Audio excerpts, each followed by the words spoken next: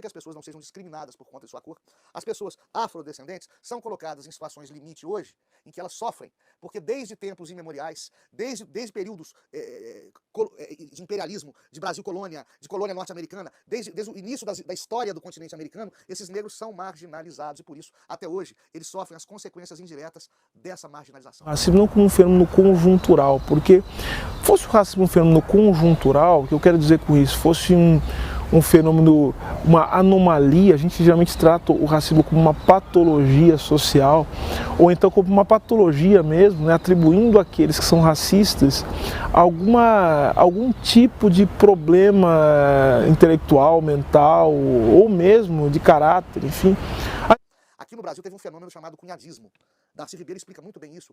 O europeu veio para cá degradado e ele foi logo se amancebando, com indígenas, depois com negras escravizadas. E ali ele gerou descendentes. E ele escravizava os seus descendentes, a maioria das vezes cunhados, irmãos de suas mancebas, de suas amásias, de suas companheiras. Ele os escravizava familiarmente para trabalhar em pequenas propriedades rurais, em engenhos, em busca de minerais preciosos, etc. O Brasil foi o último país do continente americano a abolir a escravidão, em 1888. Mas mesmo livres, 1,5 milhão de pessoas negras foram colocadas na sociedade brasileira sem nenhum suporte. E por conta dessa herança histórica vinda de centenas de anos de escravidão, é que nasce o que chamamos de racismo estrutural. O racismo é uma forma de discriminação que tem raça como alvo, que se manifesta por meio de práticas conscientes ou inconscientes. Os únicos guetos dos afrodescendentes, eles mesmos criaram e por heroísmo, e por falta de alternativa, que foram os quilombos. Fora isso, nas grandes cidades, no meio rural, o negro sempre fez parte e integrou o DNA do brasileiro, a tal ponto que 90% da nossa população tem, eu vou usar aqui um termo politicamente incorreto, mas que explica muito bem essa história toda, tem um pé em África. Todos nós somos um pouco negros. Durante a escravização, negros eram vistos como inferiores. Depois que ela foi abolida oficialmente, não é como se isso tivesse mudado magicamente da noite pro dia. Na verdade, é necessário pouco esforço para encontrar sinais na internet de que essa visão persiste.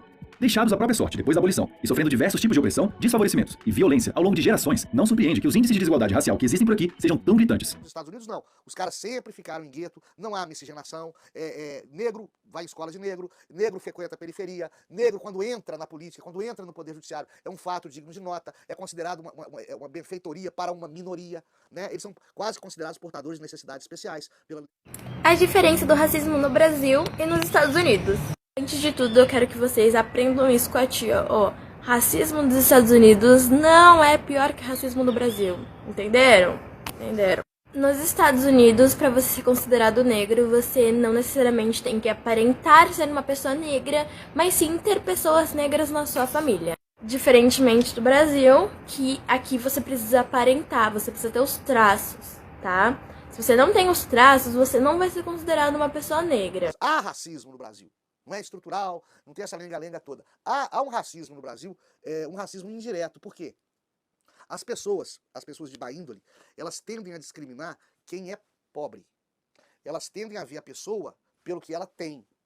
A pessoa mais humilde tende a sofrer mais com desemprego, subemprego, famílias desestruturadas, educação de má qualidade, saúde de má qualidade, violência policial, condenações injustas. É um problema social. Mesmo entre as pessoas que não aceitam esse tipo de violência, qualquer tipo de ação política efetiva para se voltar contra isso.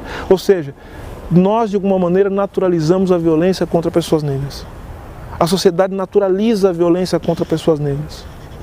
Claro que esses afrodescendentes, hoje, têm uma população paupérrima, tem uma população pobre, tem uma população de menor potencial aquisitivo, muito mais expressiva. E essa população muito mais expressiva de pobres que os afrodescendentes possuem, sofre mais com essas mazelas, dentre as quais violência policial, violência social, violência de poder. Mas você acha realmente que as oportunidades dadas aos brancos são as mesmas dadas aos negros? É preciso reconhecer que o racismo existe e ele está enraizado nas estruturas da nossa sociedade. E entender que, como já diria a maravilhosa Angela Davis, numa sociedade racista, não basta apenas não ser racista, tem que ser antirracista. Porque essa luta não é só nossa, dos negros, essa luta é de todos. Isso não tem nada a ver com a cor da pele. O preconceito que existe no Brasil é o preconceito econômico, tá bom? Até a próxima. O Brasil só aboliu oficialmente a escravização a qual os negros foram submetidos desde o período colonial há 132 anos. Sim, faz pouco tempo e isso ajuda a entender alguns dados atuais. Por exemplo, pessoas negras têm, em média, menor nível de escolaridade, maior nível de desemprego e rendas menores do que pessoas brancas.